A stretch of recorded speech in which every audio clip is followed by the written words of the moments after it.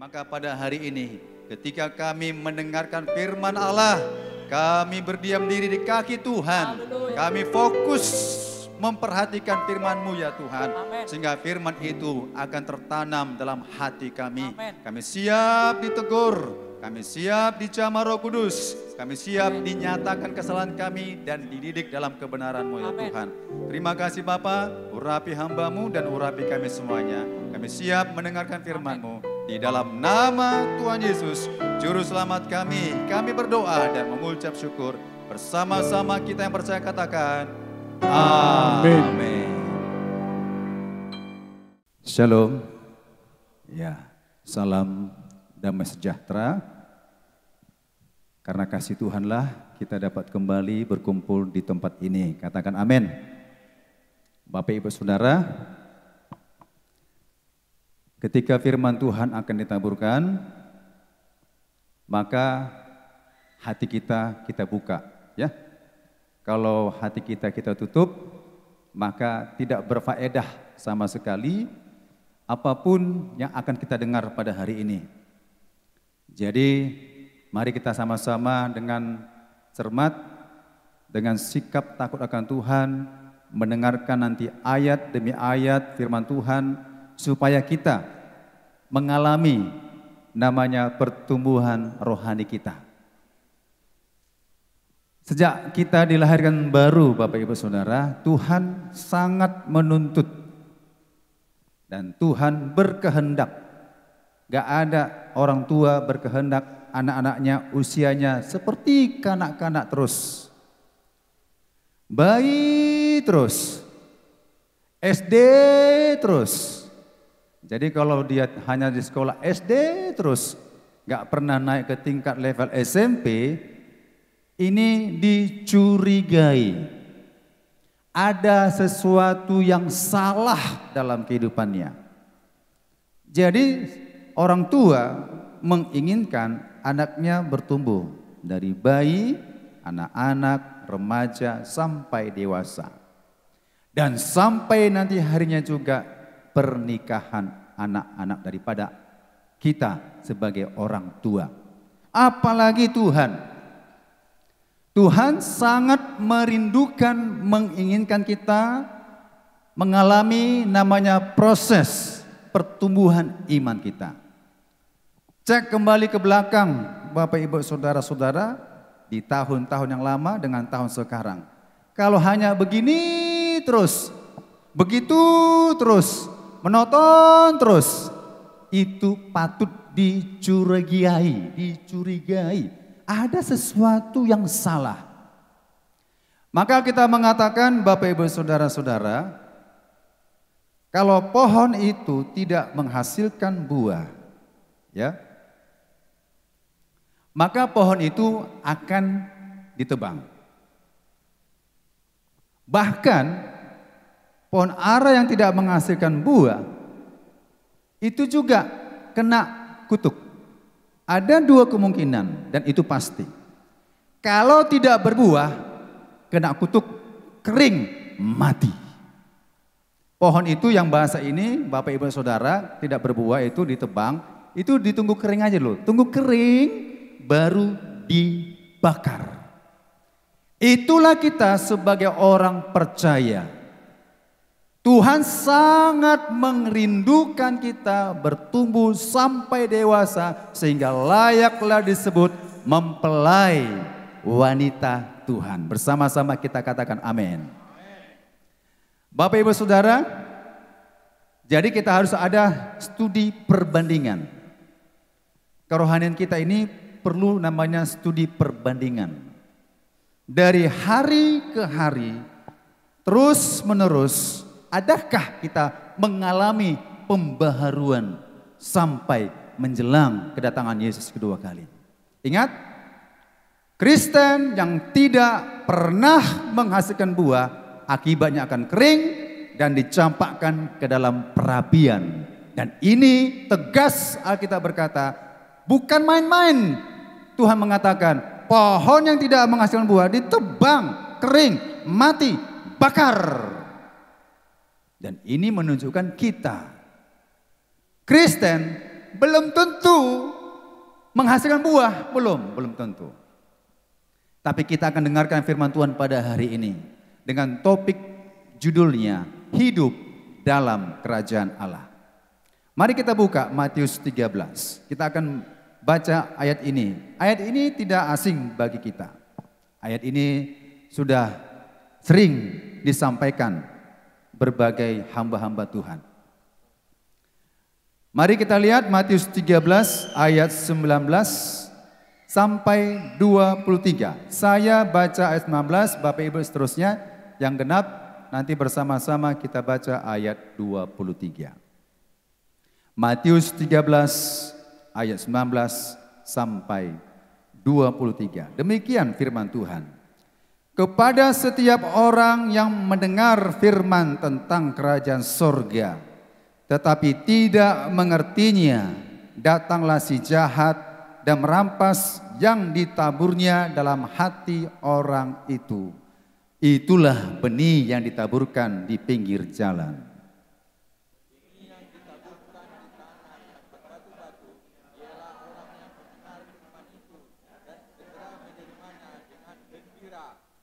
Tetapi ia tidak berakar dan tahan sebentar saja.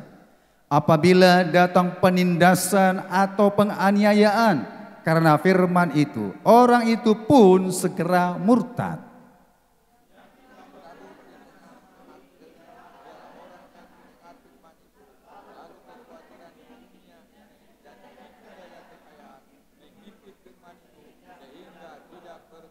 Bersama yang ditaburkan di tanah yang baik ialah orang yang mendengar firman itu dan mengerti, dan karena itu ia berbuah, ada yang 100 kali lipat, ada yang 60 kali lipat, ada yang 30 kali lipat. Ini firman Allah ya.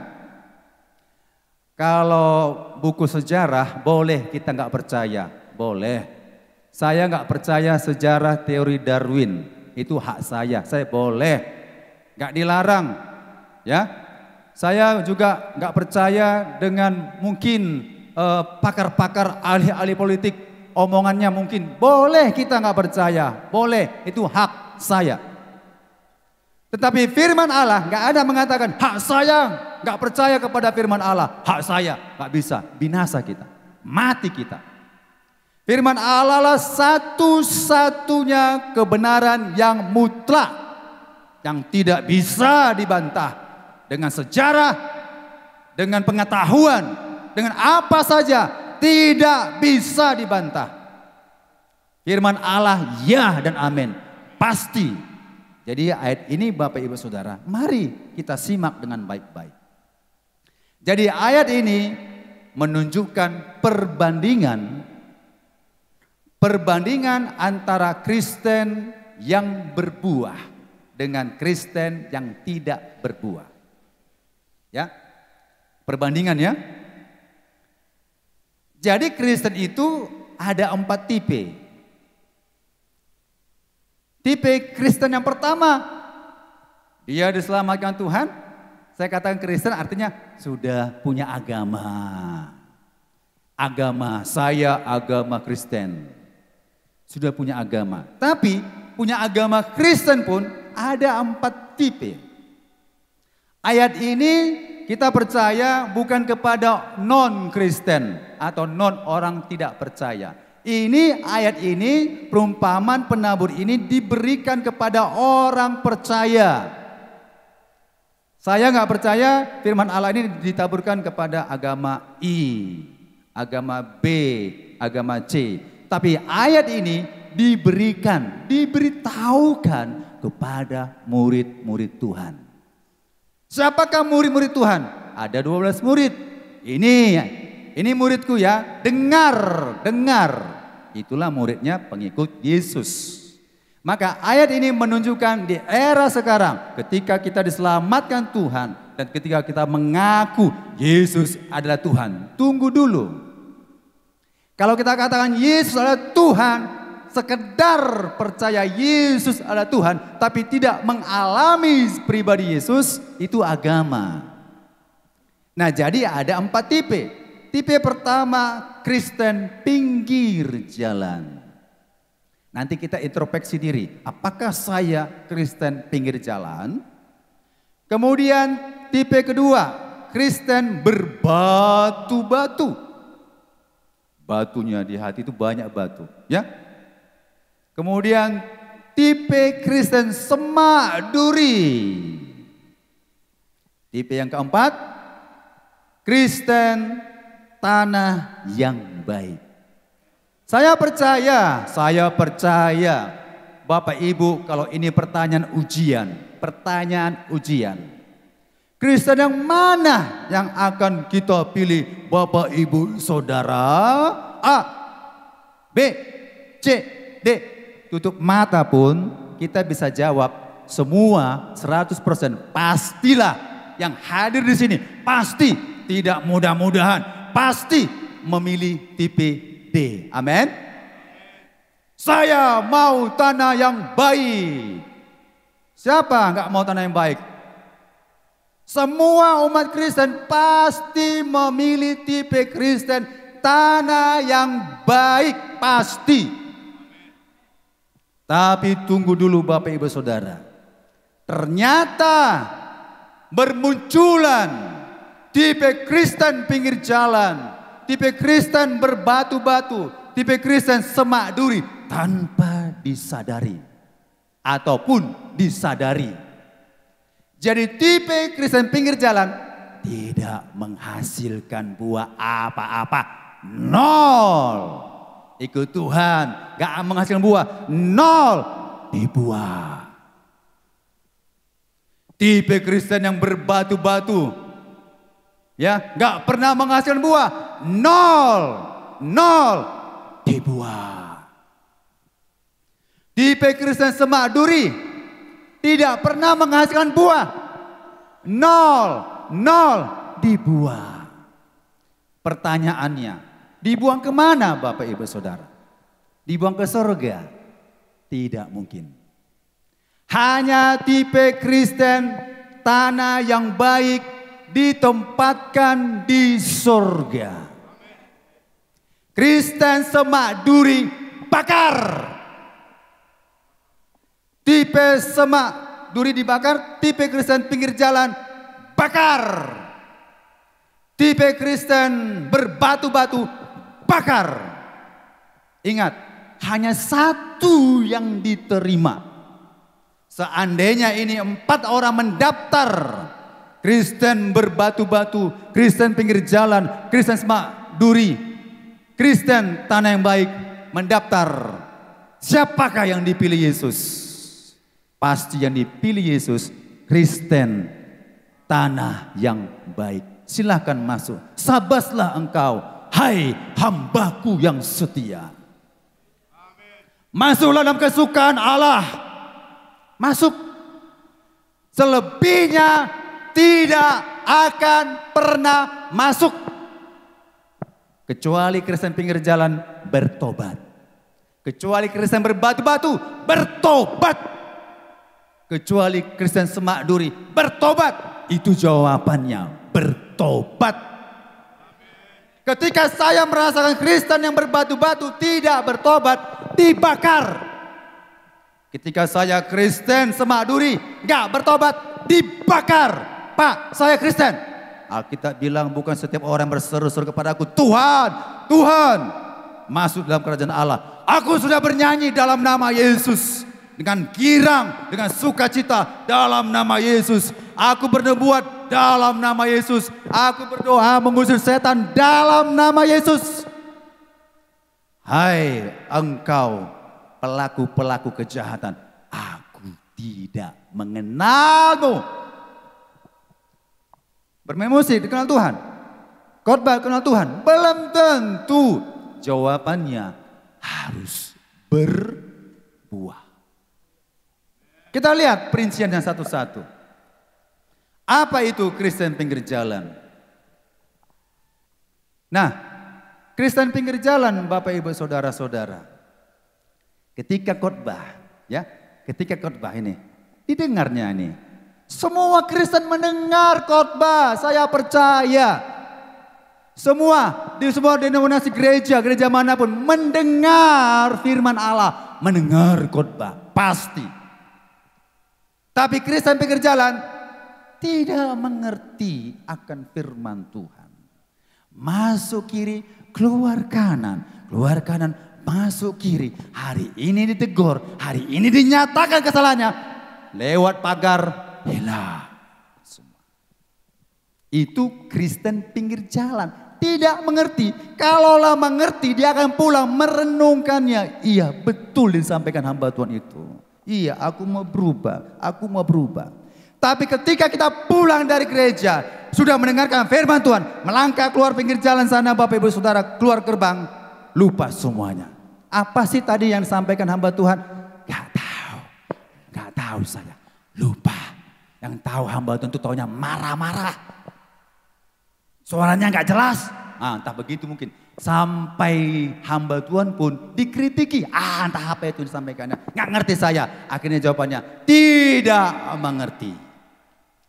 Kalau kita tidak mengerti Bapak Ibu Saudara, TV pinggir jalan, maka datanglah si jahat merampas yang ditaburkan itu.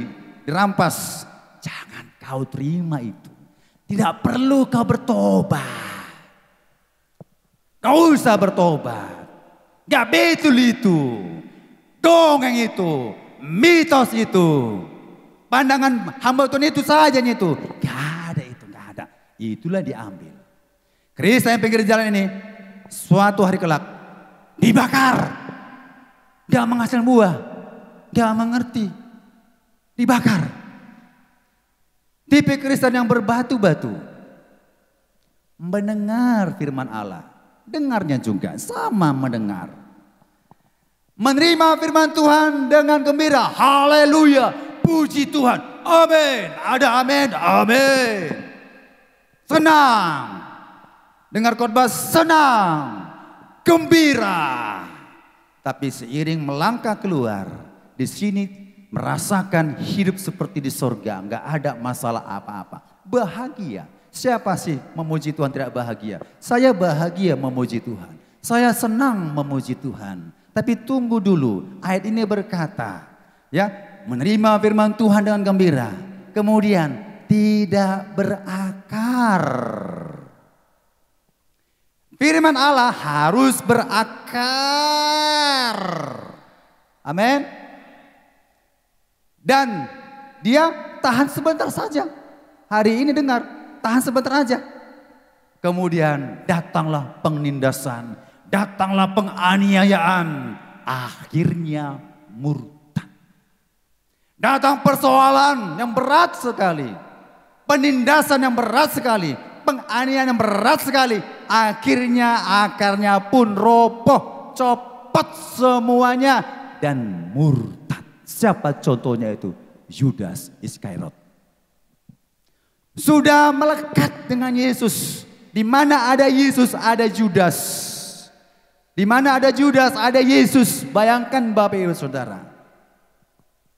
Tapi ya ketika ada penindasan dan penganiayaan akhirnya murtad. Murtad ini yang dimaksud Alkitab adalah meninggalkan jalan Yesus. Meninggalkan jalan Yesus itu Bapak Ibu Saudara bukan langsung tinggalkan, bukan, bertahap itu.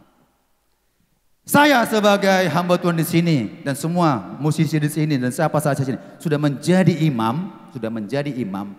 Murtad itu langkah pertama mundur dulu jadi imam.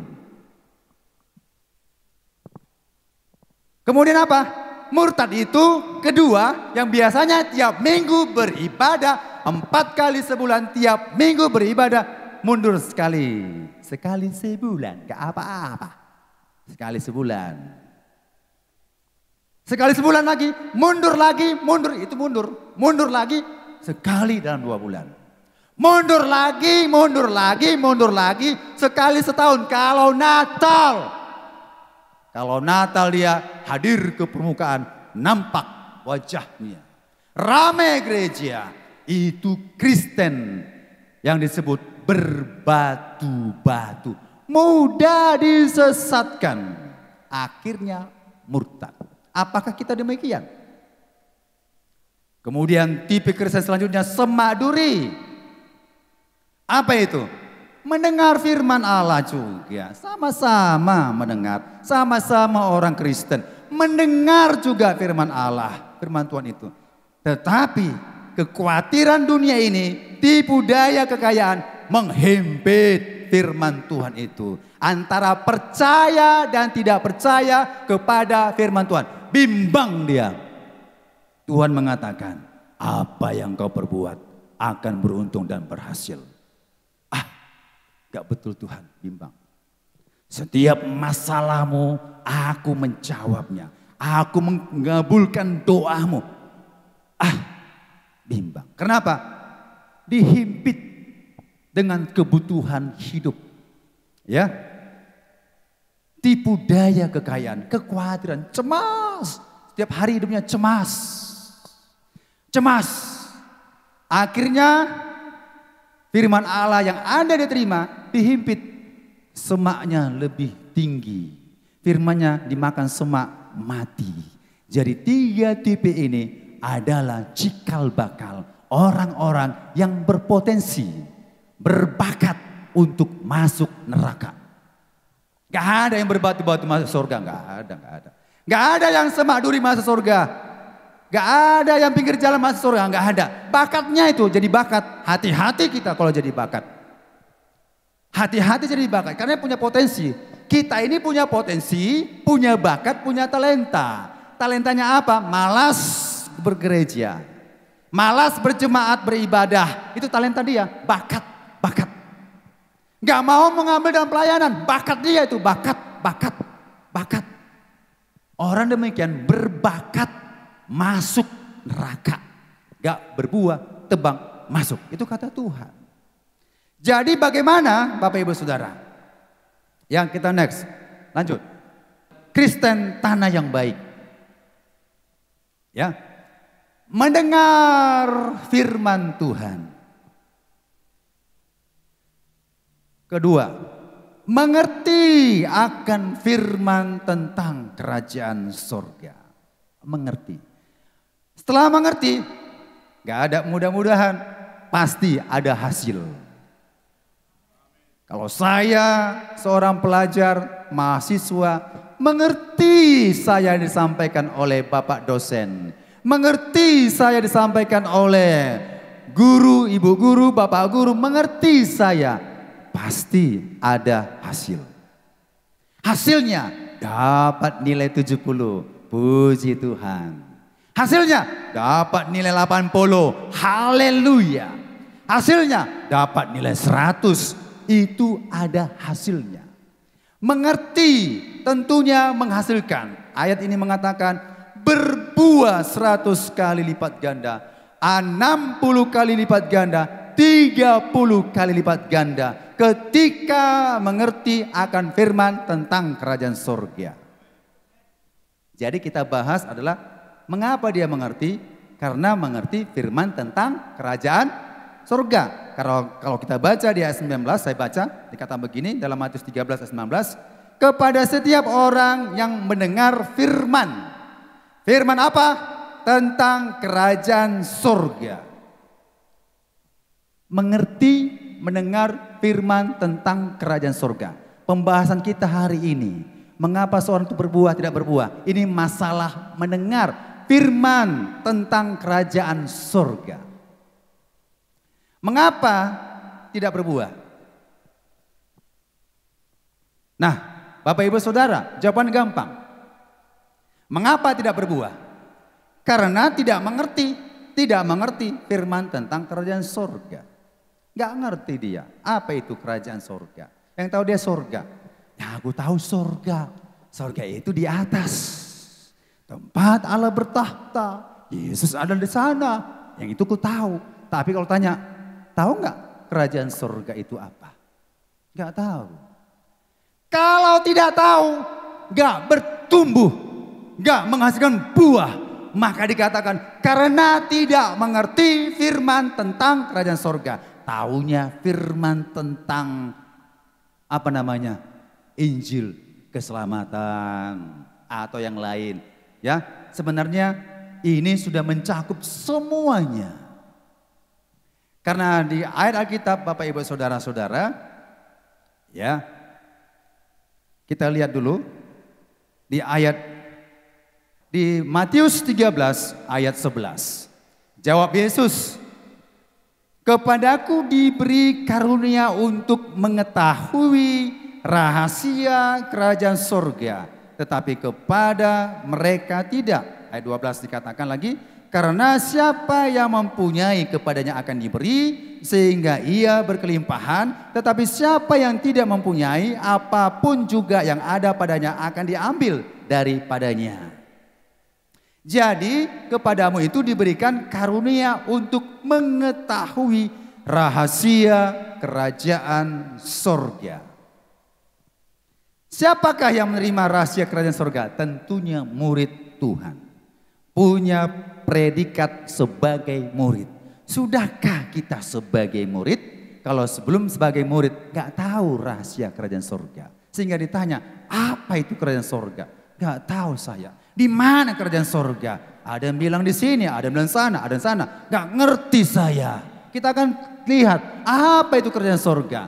Hanya orang percaya yang menjadi murid Yesus mengerti rahasia kerajaan sorga. Gak mengerti rahasia kerajaan sorga. Apa yang ada pada kita diambil. Jadi kita harus mengerti. Amin. Kita murid Tuhan. Maka kita harus mengerti rahasia kerajaan sorga tersebut. Nah, kita lihat dulu. Selanjutnya. Bagaimana menjadi orang Kristen yang berbuah? Ya tentunya tadi ya. Mengerti firman tentang kerajaan sorga. Ya, kerajaan sorga itu tidak dapat dipelajari kalau tidak dibukakan rahasianya. Tadi sudah baca ayat itu. Ya, mengerti karena kita disingkapkan rahasianya. Hanya orang menjadi murid Kristus yang mengerti rahasia kerajaan sorga, maka disingkapkanlah itu. Ya, kita mengerti rahasia tersebut. Nah, lanjut next. Mengapa tidak mengerti firman tentang kerajaan sorga? Ada beberapa hal yang utama. Banyak poin-poin lain, tapi saya ambil 4 saja. Pertama, belum lahir baru. Kalau Kristen belum lahir baru, tentunya tidak mengerti. Apakah kita sudah lahir baru? Ini pertanyaan kita sekarang begini. Jangan katakan mudah, saya sudah lahir baru. Lahir baru itu seterusnya. Oh, saya lahir baru tahun 1994. Situ saya dibawa di gereja, di altar call, saya berdoa, saya terima Yesus lahir baru. Hari itu saya lahir baru. Besoknya lahir baru enggak lagi. Tidak demikian. Lahir baru itu hari ini, esok, dan seterusnya. Gak ada kata lahir baru. Bersaksi dia. Dulu saya melayani Tuhan. Wow, saya berdoa kepada orang sakit. Sembuh. Itu ciri khas sudah lahir baru. Sungguh-sungguh rindu akan firman Tuhan. Rindu mendengarkan firman Tuhan. Rindu memuji Tuhan. Lahir baru. Betul. Lahir baru ciri khasnya awal-awalnya kerinduan yang cukup besar. Rindu datang kepada Tuhan. Tapi dalam proses kehidupan, problema, masalah datang. Terus ada. Lama-lama lahir barunya pun hilang. Jadi jangan katakan aku sudah lahir baru. Kalau nggak bertahan sampai seterusnya. Itu bukan lahir baru. Yohanes 3 mengatakan jikalau tidak dilahirkan kembali, maka tidak melihat kerajaan sorga. Maka orang yang tidak lahir baru nggak mengerti itu. Kalau kita tidak mengerti, dikatakan tidak lahir baru. Kemudian tidak taat dan setia. Mengapa tidak mengerti? Karena memang tidak taat. Saya punya murid, ada murid yang setia taat, ada yang nggak taat. Ada setiap jam saya masuk, ada yang sama sekali nggak masuk, ada yang masuk sekali sebulan. Ada yang masuk sekali setahun. Wah, saya panggil lah. Bahkan ada yang sama sekali nggak masuk. Ujian lah dia. Ya, ujian semester. Ada namanya. Ini anak gak pernah jumpa dengan saya. Ya, Nggak bisa diselesaikan ujian tersebut. Sama sekali nggak bisa. Saya panggil dia, sini. Suruh orang tuamu besok datang bertemu dengan Bapak jam 9 pagi. Bapak ingin tahu kau agama apa kau? Kristenkah? Non-Kristenkah? Atau yang lainnya? Ya. Datang orang tuanya besok ya. Panjang cerita. Dibilang begini, Pak, anakku SD bagus. Baiknya anakku, baik. Gak ada masalah anakku di waktu SD. Ya, di SMP anakku baik, bagus, baik. Tapi setelah sekolah di sini, anakku makin lama makin kurang baik. Pengaruh pergaulan di sekolah. Ya, singkat cerita saya nasihati, kau kalau di sekolah ada 2 pergaulan. Di sekolah itu ada namanya pergaulan yang baik dan pergaulan tidak baik. Pilih. Kalau engkau pergaulan tidak baik, rusak masa depanmu. Kalau engkau pilih pergaulan yang baik, masa depanmu diberkati Tuhan. Maksud saya di sini, tentu ada perbedaan yang taat, yang setia dengan sama sekali tidak. Ya, bagaimana dia mengerti pelajaran? Gak akan pernah mengerti. Hanya orang yang setia, orang yang taat, yang mengerti. Tidak taat, tidak setia, banyak absen, banyak bolong-bolong ibadah, nggak pernah mengerti. Jangan bayangkan mengerti kebenaran firman Allah itu instan. Hari ini saya dengar, mengerti saya semuanya. Enggak. Alkitab ini banyak topik, banyak tema, banyak dibahas. Nggak cukup 1 hari. Perlu proses, setiap hari kita tahu kebenaran firman Allah. Setiap hari kita belajar firman Allah. Jadi setia dan taat. Kalau nggak setia dan taat, maka tidak mengerti. Kemudian tidak menjadi pelaku firman. Mengapa menghasilkan buah? Karena melakukan firman Tuhan. Kalau nggak dilakukan firman Tuhan, tidak menghasilkan buah, Bapak Ibu Saudara. Jadi ketika kita mendengar firman Tuhan, lakukan, katakan amin. Ya, laksanakan. Tapi ini tidak menjadi pelaku firman Tuhan, maka tidak mengerti. Artinya begini, saya berlatar belakang sekolah teknik ya. Sekolah teknik, dulu namanya STM, sekolah teknik menengah. Di sekolah ada teori, ya, ada teori pelajaran. Dulu saya jurusannya namanya survei dan pembangunan. Survei dan pembangunan itu, kalau Bapak Ibu Saudara-saudara perhatikan, jurusan itu adalah jurusan suka teropong-teropong. Kamera-kamera, foto-foto, foto tanah, foto peta, ya. Itu, ukur jalan, ukur sana, ukur lapangan. Itu jurusan saya dulu. Ukur tinggi permukaan ini tahu kita berapa dengan laut, tingginya berapa sini. Tahu, ya, ada titik-titik yang sudah dipasang oleh pemerintah sehingga kita ukur, tahu, terbaca tingginya berapa dari permukaan laut. Itu jurusan saya. Setelah teori Bapak Ibu Saudara, maka prakteknya di BLPT, Jalan Karya. Itu prakteknya. Jadi ada teori di sekolah, ada prakteknya di BLPT. Kalau saya tidak praktek, saya tidak mengerti. Kalau saya hanya tahu teori, enggak mengerti. Tapi karena saya pelajari, tahu teori, oh begini. Oh begitu, oh begini. Saya pelajari, saya harus mempraktikannya Bapak Ibu Saudara. Maka ilmu itu, pengetahuan itu saya mengerti. Haleluya. Firman Allah yang kita ketahui hari ini Bapak Ibu Saudara, Tuhan gak paksa 100% harus kita lakukan. Enggak, sesuai kasih karunia Tuhan yang sudah diberikan kepada kita. Kapasitas kita masing-masing berbeda. Ada yang mampu diberi 5. Laksanakan yang 5. Ada yang mampu 3, laksanakan yang 3 itu. Ada yang mampu 1, laksanakan. Enggak semua 10 diberi Tuhan pada kita. Siapa bisa? Tuhan tahu. Tuhan tahu berapa kilo kita bisa angkat. Kalau usia 5 tahun saya suruh angkat 5 kilo, enggak bisa. Sesuai kemampuannya. Begitulah kasih karunia Tuhan. Satu saja ketika saya menyampaikan firman Allah ini Bapak Ibu Saudara. Saudara melaksanakan satu saja dari teori dipraktekkan, diberkati Tuhan. Katakan amin. Mengerti. 5 saya dapat hari ini. 5 saya dapat hari ini. Saya laksanakan, saya mengerti, lakukan, mengerti. Hari ini saya dapat 3. Firman Allah yang saya pahami. 3. Praktekkan, mengerti. Itu disebut mengerti. Ini enggak pulang gereja. Sampai di gereja. Mungkin tema khotbahnya mengampunilah engkau. Malah di rumah bertengkar. Hai istri, tunduk kepada suami. Dikhotbahkan di sini. Hanya satu itu saja yang sudah ditaburkan. Sampai di rumah melawan suaminya. Baru dengar firman. Hai suami, kasihilah istrimu. Baru satu itu aja didengar. Itu. Yang lain gak usah dengar. Satu aja, satu. Di rumah. Dikasari istrinya, ditampari, dipukuli, baru dengar firman Allah. Jadi maksud saya, ketika kita dengar firman Allah, saya nggak percaya kalau Bapak Ibu Saudara saya sampai semua bisa laksanakan, saya nggak yakin.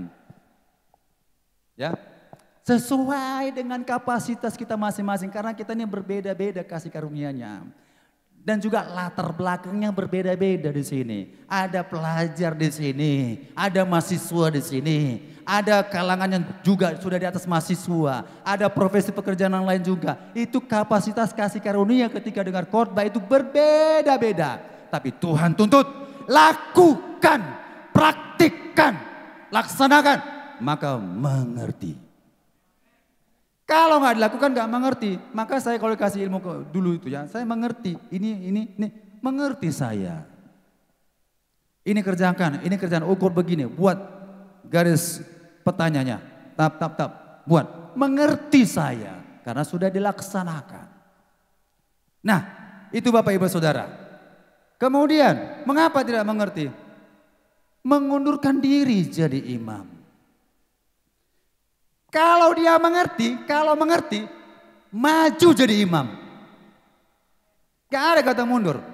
Karena gak mengertilah, karena ketidaktahuannya, karena kebebalan hatinya, maka dia mundur. Itu alias tidak mengerti. Kalau mengerti dia, Tuhan sudah menyelamatkanmu. Berapa harga yang kau berikan kepadaku? Gak terbayar Tuhan. Apa yang kau miliki? Apa? Hanya tongkat Tuhan. Hanya tongkat. Oh, berikan kepadaku. Musa berikan tongkat. Tongkat ini akan dipakai untuk mempermuliakan namaku. Nah Musa pakai tongkat. Kemampuannya, talenta, tongkat. Apa ada pada kita? Itulah imam. Apa yang ada pada saya serahkan untuk melayani Tuhan. Maka saya menjadi imamat yang rajani. Umat kepunyaan Allah. Saya kepunyaan Allah. Karena saya jadi imam. Saya tidak kepunyaan Allah. Saya menolak imam. Imam bagi kerajaan Allah. Mau masuk kerajaan Allah? Amin. Jadi imam. Gak mau jadi imam, gak masuk hitungan. Mundur, gak masuk hitungan. Jadi imam, sekecil apapun yang kita kerjakan, Tuhan hargai. Membenahi bunga ini, merapikan rumah ini, di rumah Tuhan, merapi-rapikan, itu imam. Membersihkan kaca-kaca ini, imam. Apa kita kerjakan? Bersihkan rumput, imam. Mau donatur, oh apa yang kurang? Oh ini fokusnya rusak. Dari saya, imam. Apa yang bisa kita berikan kepada Tuhan yang terbaik? Imam. Kalau kita rasakan terbaik, memberikan sumbangan bunga sekecil ini yang harganya Rp5.000 di mata Tuhan berharga. Engkau jadi imam. Daripada engkau lakukan emas, berikan sumbang emas. Tapi hatimu jauh daripadaku. Kau bukan imam. 2 peser pun. Uang logam 1.000, 2 kita beli demi untuk pelayanan. Berharga di mata Tuhan. Engkau imam. Jadi mustahil. Gak ada yang mengatakan, Pak aku gak bisa jadi imam. Mustahil. Semua bisa jadi imam. Doa minimal. Tuhan, aku berdoa bagi jemaat Tuhan di GBI Immanuel Sunggal yang datang beribadah tiap minggu Tuhan semakin bertambah-tambah. Imam berlutut menangis, yang saya tahu Tuhan hanya berdoa Tuhan, yang saya tahu hanya berdoa Tuhan. Aku gak pandai berkhotbah Tuhan, aku gak pandai bermain musik Tuhan, aku gak pandai bernyanyi Tuhan, yang saya tahu cuma doa Tuhan. Imam, aku gak tahu berdoa Tuhan yang bagaimana. Mereka bisa 1 jam doa Tuhan, aku hanya 1 menit doa Tuhan. Tapi aku bisa membawa jiwa-jiwa, aku bisa membawa jiwa-jiwa, aku bisa mengkonsolin jiwa-jiwa dan mau bertobat. Imam, apa yang bisa lakukan untuk Tuhan? Itu imam. Bukan sekedar mendengar, menjadi penonton yang budiman. Pengamat-pengamat yang budiman. Penonton-penonton budiman. Cikal bakal menjadi orang pengkritik. Karena gak berbuat. Saya bisa kritiki pemain bola. Weh, kau begitu ya? Salah bolamu tuh. Salah tendanganmu. Gak betul tendanganmu. Karena saya tahunya begitu aja. Penonton suka mengkritik. Pelaku firman Allah berdiam diri. Pelaku firman Allah gak banyak ngomong, banyak berbuat. Kalau banyak ngomong itu pengamat aja. Pengamat politik. Ala Prabowo, ala Ganjar, ala Anies, ala semua. Pengamat itu pengamat. Itu pengamat. Kita bukan jadi pengamat, amin. Kita jadi pelaku firman Allah. Maka ini kenapa nggak berbuah? Karena itu faktornya. Nah, lanjut. Jadi, Bapak Ibu Saudara, rahasia kerajaan surga hanya diberikan kepada orang yang taat dan setia. Pelaku firman dan menjadi imam-imam bagi Allah. Itu yang diberikan Tuhan. Sekarang, saudara Bapak Ibu perhatikan. Apa itu kerajaan surga? Apa itu kerajaan surga? Next. Perhatikan dengan sesama. Saya akan sampaikan ini supaya kita mengerti. Kalau sudah kita mengerti apa itu kerajaan surga, kita pun hidup kita ini berbuah Bapak Ibu Saudara. Karena kalau mengerti kita tentang firman kerajaan surga itu. Apa itu kerajaan surga? Dalam Matius 4 ayat 17 berkata begini. Sejak waktu itulah Yesus memberitakan bertobatlah. Sebab kerajaan surga sudah dekat. Kerajaan surga. Ada kata kerajaan surga. Yang kita bayangkan kan tempat di atas ya.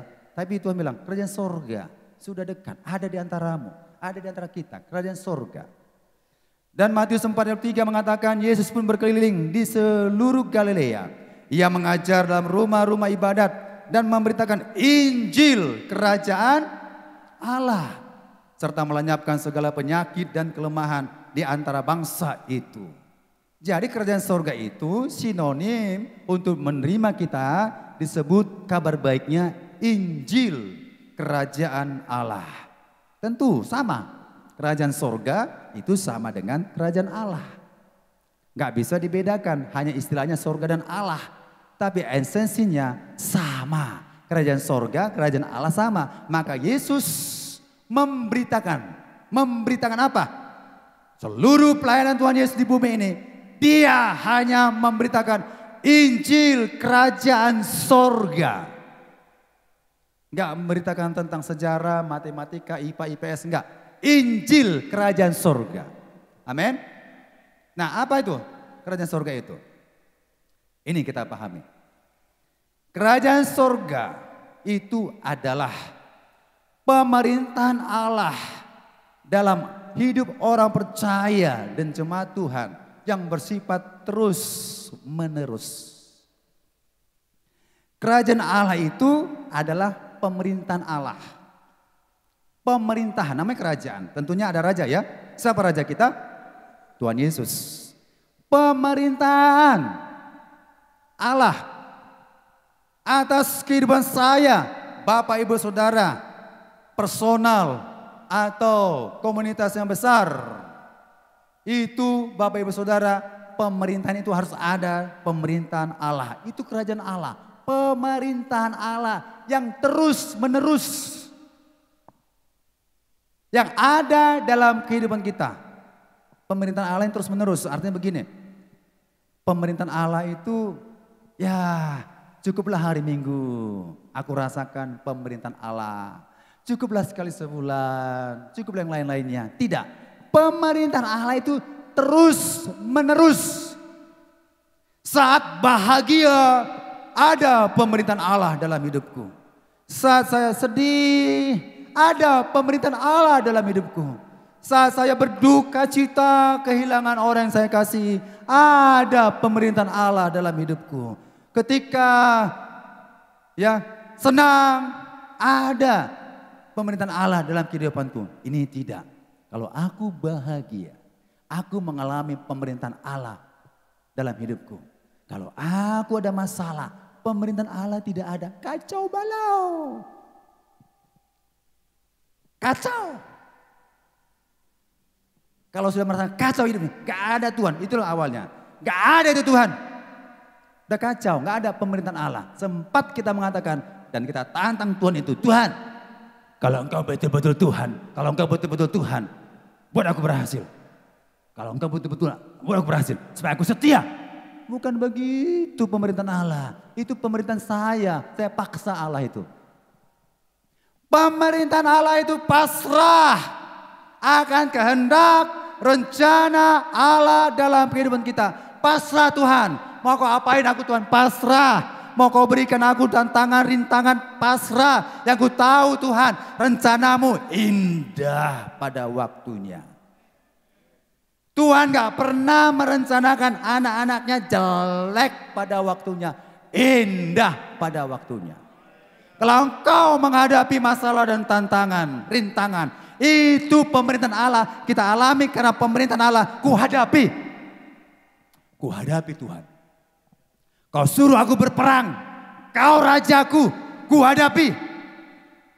Perang tentang penyakit. Aku hadapi penyakit dalam nama Yesus sembuh. Pekerjaan, nganggur, kuhadapi Tuhan. Aku gak mutung kepadamu, aku tetap suka cita kepadamu. Aku ada kerjaan, gak itu memisahkan kita. Gak ada memisahkan kita dengan pemerintahan Allah. Karena ketelanjangan, peperangan, penyakit, gak ada. Gak ada. Ingat tuh kamusnya, tidak ada. Gak ada alasan. Kenapa gak beribadah? Kerja. Alasanmu aja itu. Kaulah jadi pemerintah itu. Kenapa gak datang beribadah? Sakit flu. Sakit flu. Kecuali sama sekali gak bisa jalan ya. Bahkan ada orang gak bisa jalan. Dia mau mengalami pemerintahan Allah. Dia datang ke gereja. Aku sembuh, aku sembuh. Ketika aku menginjak halaman gereja, aku rasain hadir Allah. Aku pasti sembuh. Ucapan kita pemerintahan Allah diberkati. Sakit apa kita? Ada penyakit? Ada.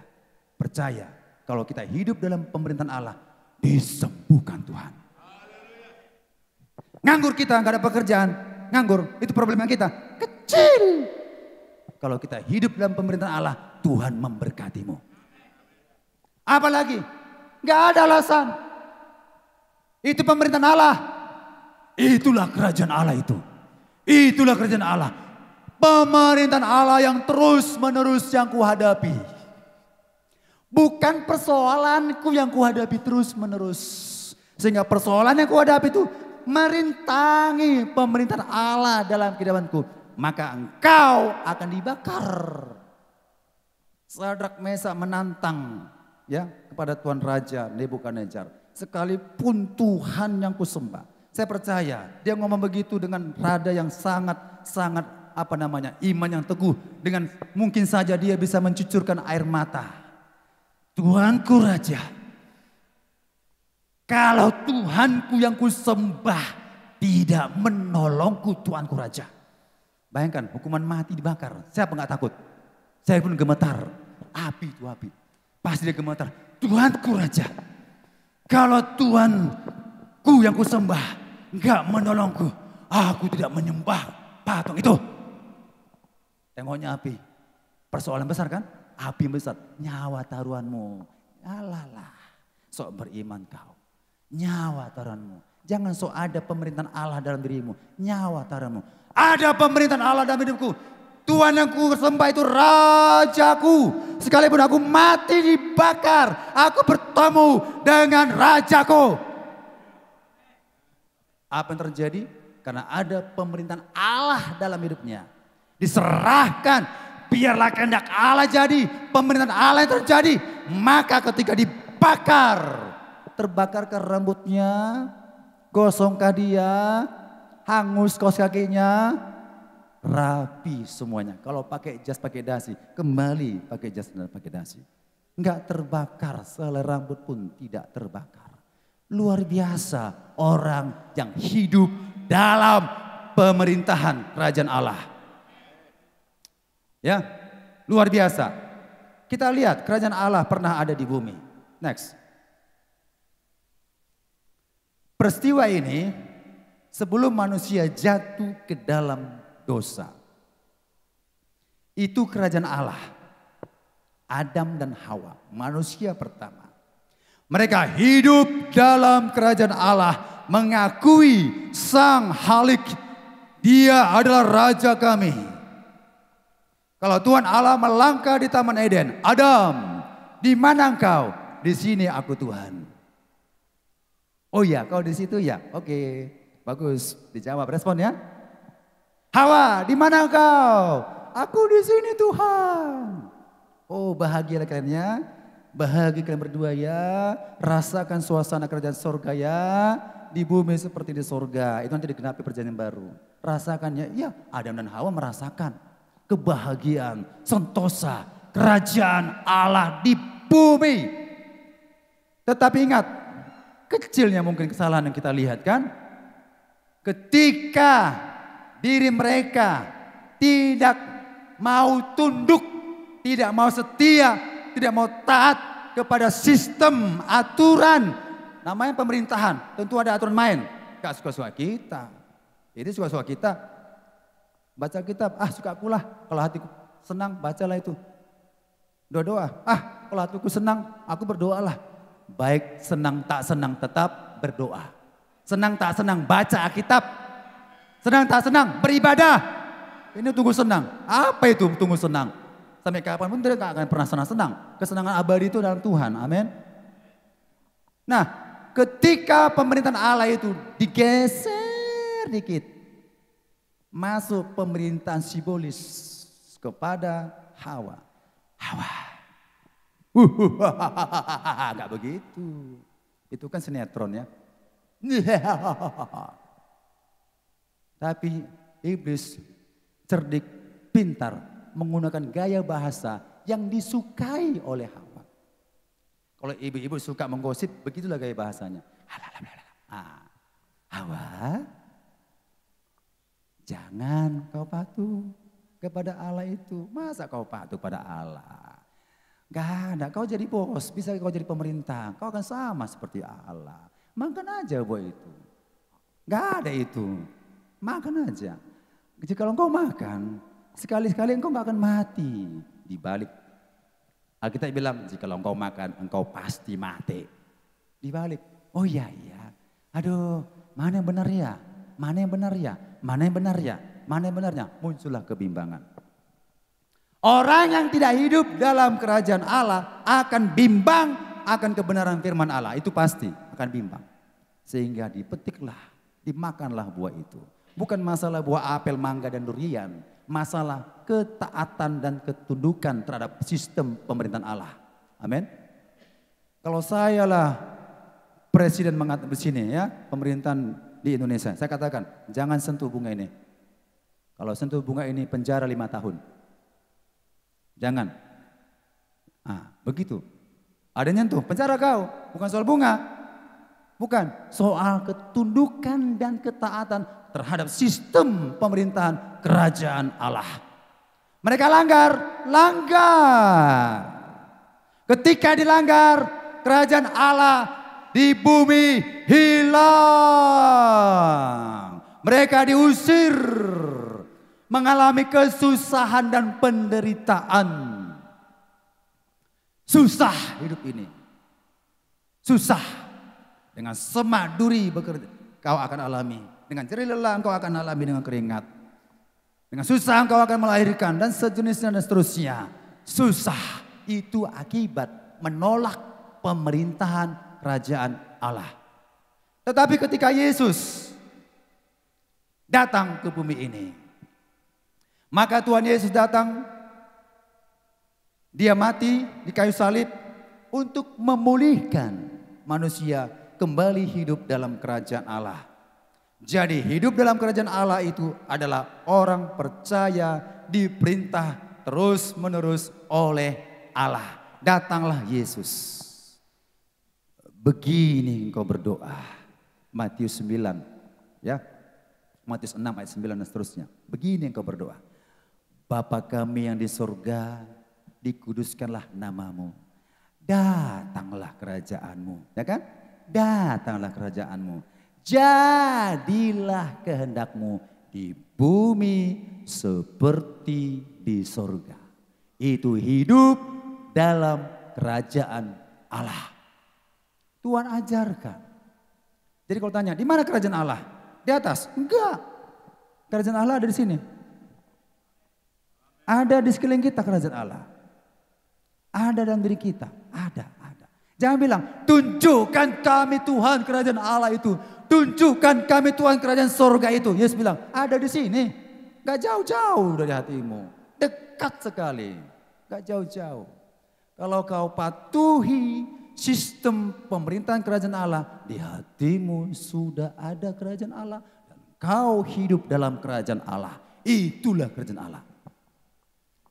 Jika kita mengerti ini, kerajaan Allah ini, percaya Bapak Ibu, kita berbuah. Kalau apa yang saya sampaikan ini tak mengerti lagi, terlalu itu. Udah jelas kerajaan Allah itu pemerintahan Allah. Jadi jangan sampai ego kita muncul. Manusia ini punya kesombongan pasti. Manusia ini punya emosionalnya pasti. Manusia ini punya kemauan pasti. Manusia punya kehendak pasti. Tapi taklukkanlah itu semuanya dalam nama Tuhan Yesus. Jangan kau taklukkan Tuhan dengan emosimu. Mati kau nanti. Marah-marah aja. Sedikit-sedikit marah. Sedikit-sedikit sedih. Sedikit-sedikit kecewa. Kecewa aku Tuhan. Kecewa aku Tuhan. Tuhan gak pernah membuat kita kecewa. Sekalipun saya dibakar oleh persoalan, saya tetap berkata, Tuhan Engkau baik. Sekalipun dipukul orang, belajar, Tuhan Engkau baik. Ketika saya masa lalu dulu narik becak, Bapak Ibu Saudara-saudara, ya sekolah teologi ya, cari makan lah, ya bawa becak. Sewa pertama dapat, ternyata saya senggol lah angkot itu kuning, marahlah supirnya, turunlah dia, saya lagi megang becak, langsung saya dipukul. Kau ganti itu. Pas. Bayangkan saudara, dari becak jatuh ke aspal. Apakah harus kita berkata, Tuhan, Engkau jahat Tuhan. Tuhan kecewa aku, Tuhan kecewa. Gak pernah keluar dari mulut saya mengatakan demikian. Gak pernah sampai sekarang tidak pernah mengucapkan saya kecewa dengan Tuhan. Dengan keadaan apapun. Hati-hati kita kalau ngomong begitu. Tuhan tidak pernah mengecewakan kita. Tuhan memberkati kita. Sepatutnya katakan Tuhan Engkau baik. Tuhan Engkau baik. Ya ambil kampak mau kubunuh kau? Enggak, jangan bang. Tuhan Engkau baik. Udah diambil uang saya lagi di kantong. Nih ambil lagi. Diambil jam tangan saya. Mari jamu. Rupanya dia tipe begal mungkin supirnya ini. Dirampas saya semua. Tuhan Engkau baik. Jumpa kita di stasiun Amplas. Ambil bangku itu. Diambil di bangku itu. Bangku becak yang saya pinjam.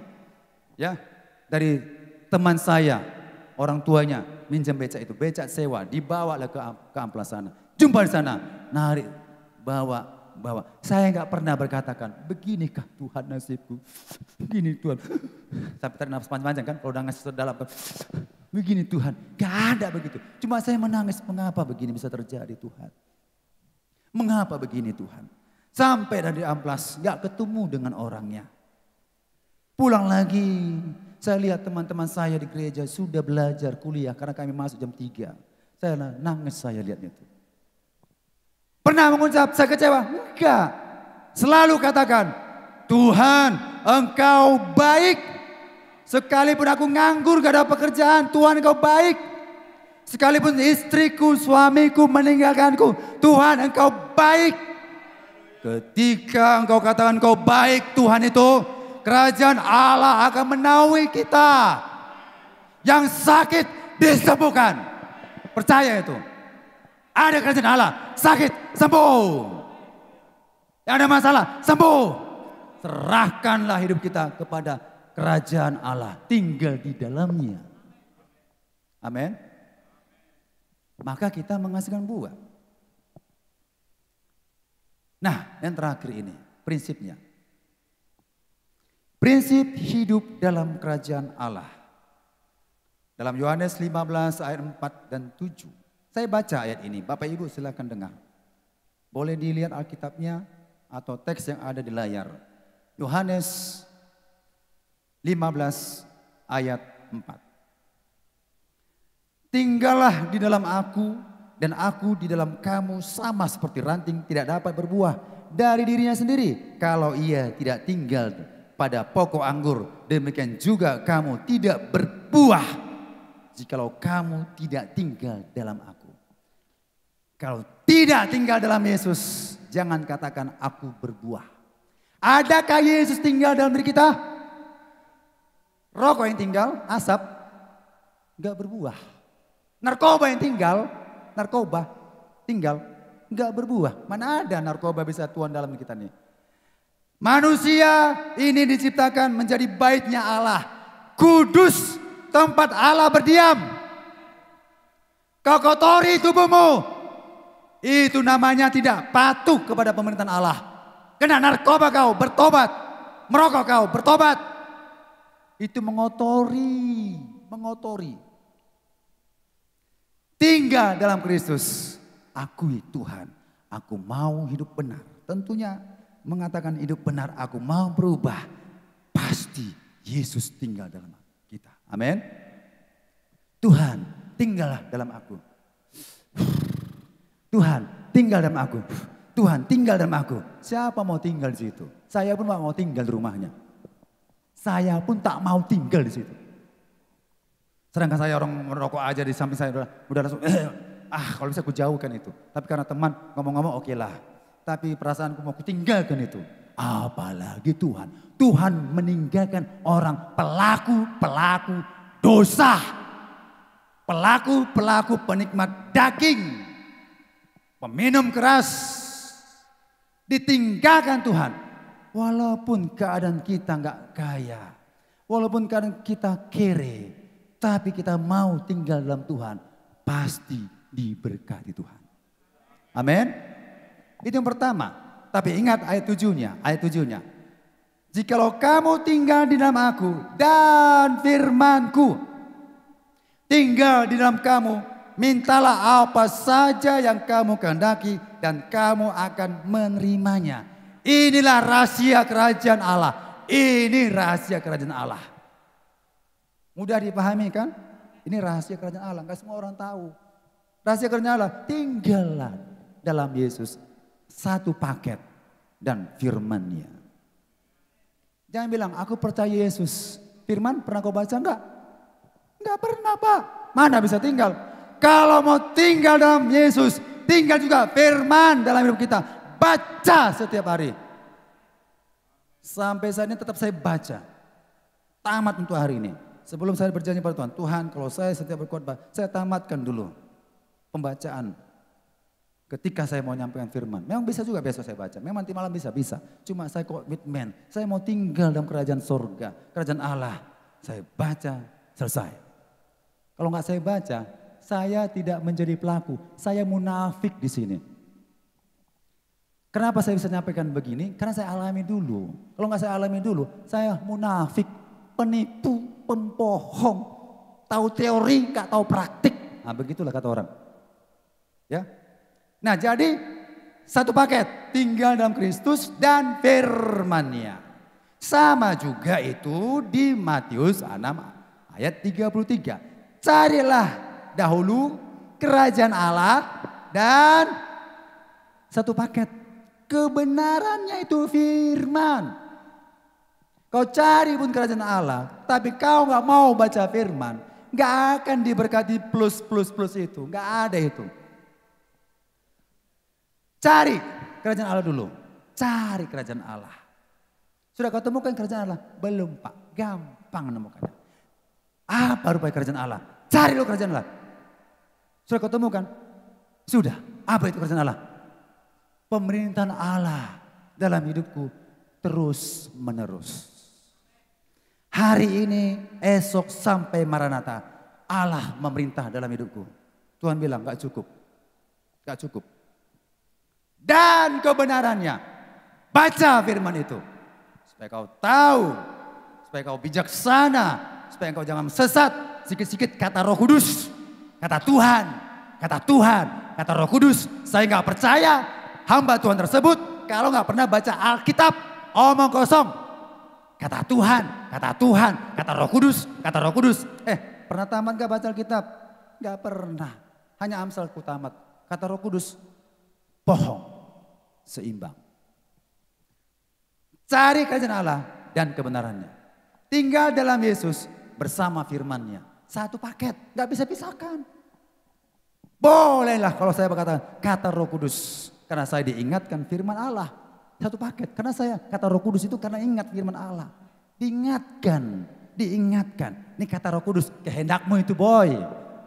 Amang inang, kehendakmu itu. Gak ada itu. Kata Tuhan begini dan begitu. Dulu saya bantah itu. Ya, tentang mengatakan vaksin itu anam-anam. Dia katakan Tuhan berbicara kepadaku. Omong kosong. Ya betul. Ada ngomong gitu. Selidiki dulu, siapa dia. Kalau enggak tergembala dia, enggak jelas penggembalaannya. Atas nama yayasan, atas nama pribadi, kata Roh Kudus, itu tidak betul. Hati-hati kita. Harus tahu, carilah dahulu kerajaan Allah dan kebenarannya. Yesus tinggal dalamku dan firman-Nya bisa membedakan. Walaupun nampaknya sama, bisa membedakan. Itu tidak benar. Haleluya. Nah, yang ketiga di Mazmur 12 ayat 1. Mari kita buka ayat ini. Kalau di ayat sebelumnya sudah pasti kita tahu. Di ayat Mazmur 112 ayat 1. Dengan judul berbahagia orang benar. Haleluya. Berbahagialah orang yang takut, yang sangat suka kepada. Yang takut akan Tuhan tentunya udah tinggal ya. Ingat ada satu paketnya apa? Yang sangat suka. Bukan hanya suka. Suka baca Alkitab, suka. Suka baca Alkitab, sangat suka. Sangat suka. Apanya sangat suka? Kepada segala satu perintah. Segala perintahnya. Itulah hidup dalam kerajaan Allah. Takut akan Allah plus sangat suka kepada segala perintahnya. Karena kita ini diperintah. Kita ini tinggal dalam kerajaan Allah, hidup dalam kerajaan Allah. Kita siap diperintah Bapak Ibu Saudara. Bukan hari ini saja, terus sampai sempurna. Berubah kita. Amin. Jadi sangat suka.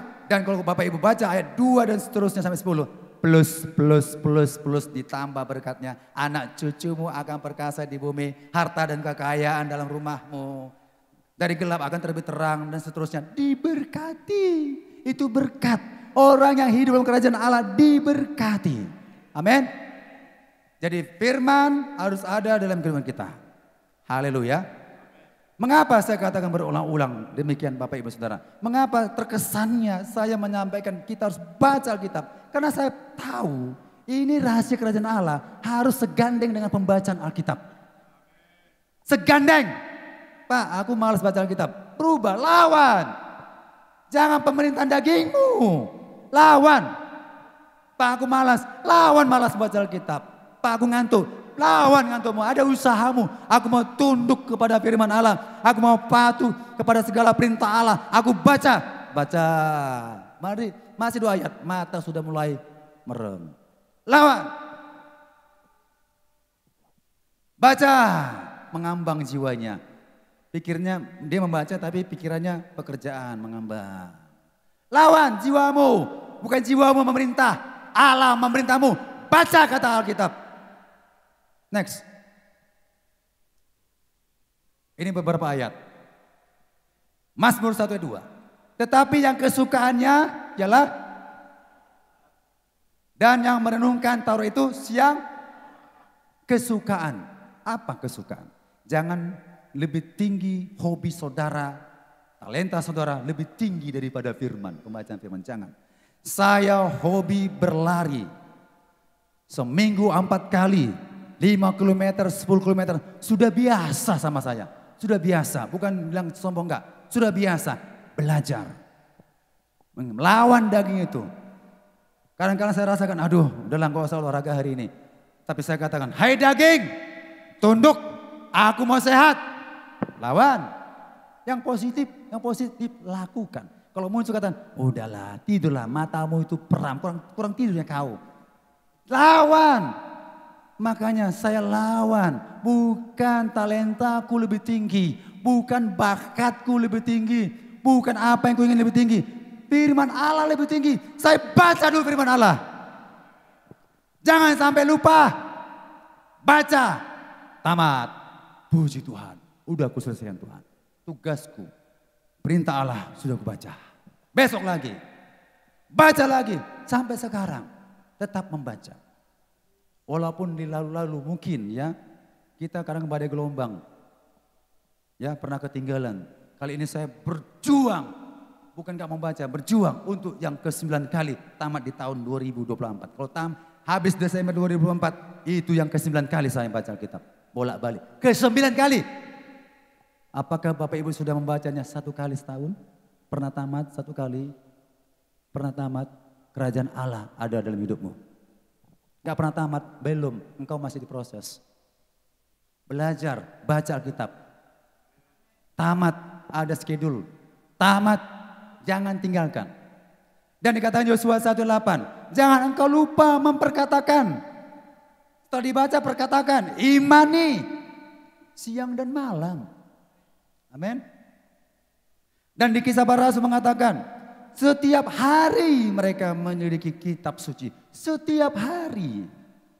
1 Timotius 4:13 berkata, bertekunlah dalam membaca kitab suci. Bertekun itu bukan bolong-bolong absen. Hari ini semangatku baca Alkitab, besok aku malas baca kitab. Itu tidak bertekun. Bertekun itu tanpa ada rasa menyerah. Walaupun susah tetap lanjutkan. Ya, walaupun 10 km itu susah dicapai, tapi katakan, aku tidak menyerah. Walaupun gak kencang lariku, minimal jogging-jogging sampai ke finish. Itu bertekun. Sampai ku raih, itu namanya bertekun. Kalau belum diraih, itu bertekun. Bapak Ibu Saudara, jadi bacalah firman itu, amin. Tinggal dalam Yesus, 1 paket baca Alkitab, amin. Takut akan Allah, 1 paket. Kesukaanku melakukan segala perintah Allah. 1 paket ya.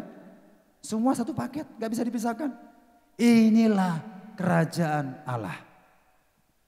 Saya beri kesaksian Bapak Ibu Saudara. Ini yang mengubah kehidupan saya. Saya gak pernah dengar lagu ini.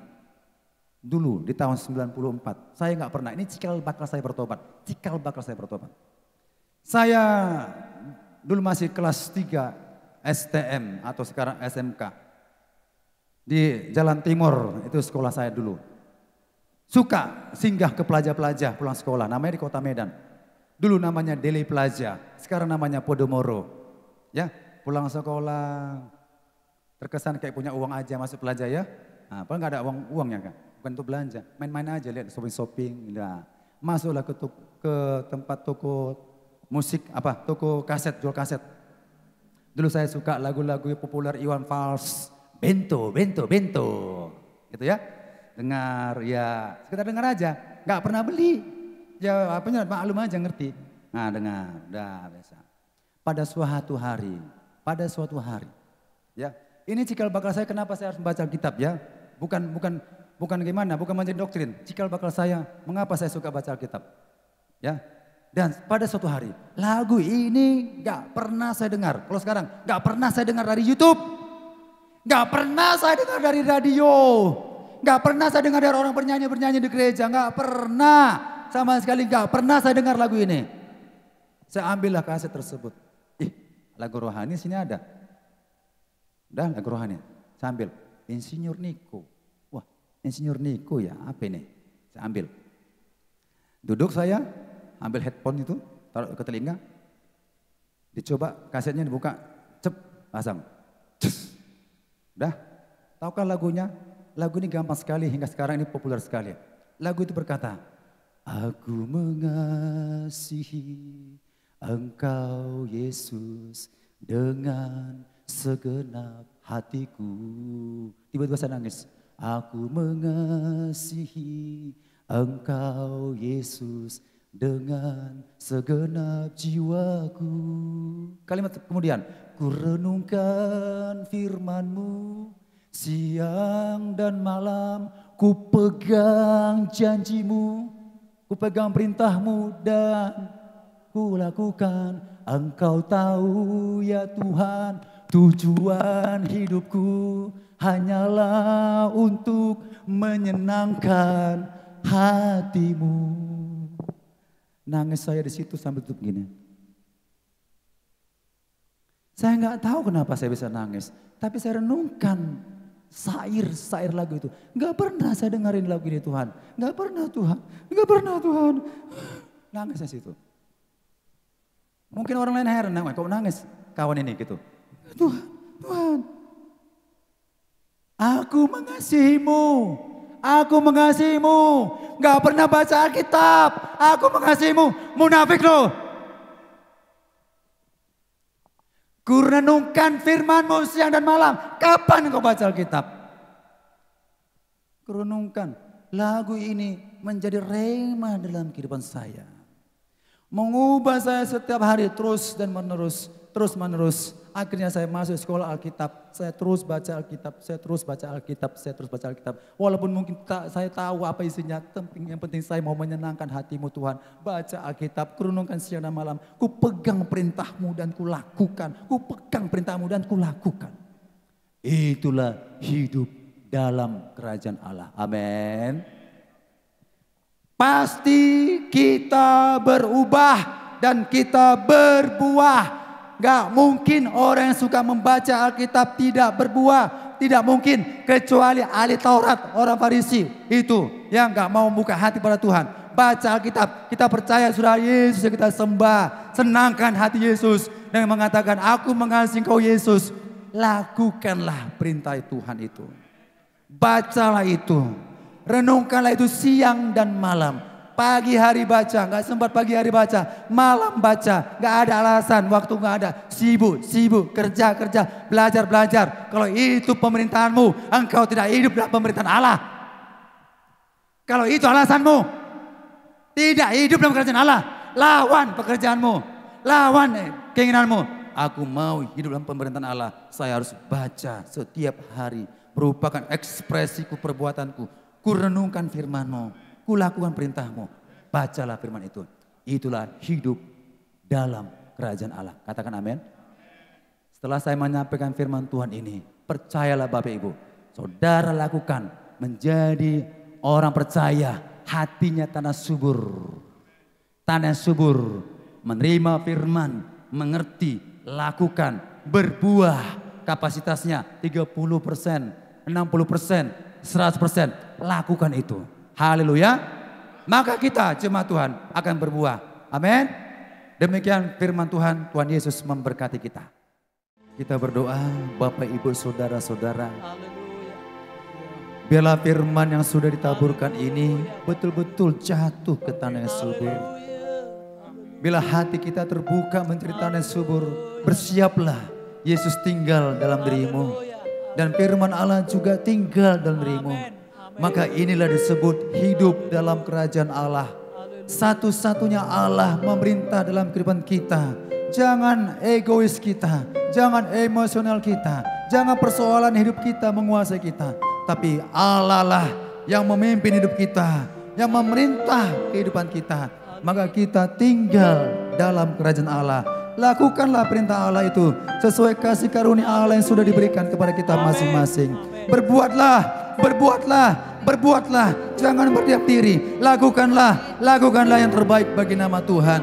Itu merupakan ungkapan rasa syukur kita tinggal dalam kerajaan Allah. Terima kasih Tuhan. Kami bersyukur setiap benih firman Allah yang sudah ditaburkan. Ini terngiang-ngiang seumur hidup kami. Kami pasti berubah ya Tuhan. Terima kasih Bapa, hamba-Mu sudah berhenti. Tetapi karya Roh Kudus tiada henti-hentinya menjamah kami semuanya. Terpujilah nama Tuhan. Dalam nama Tuhan Yesus kami berdoa dan mengucap syukur. Yang sudah diberkati Tuhan bersama-sama kita katakan. Amin. Shalom. Tuhan Yesus memberkati.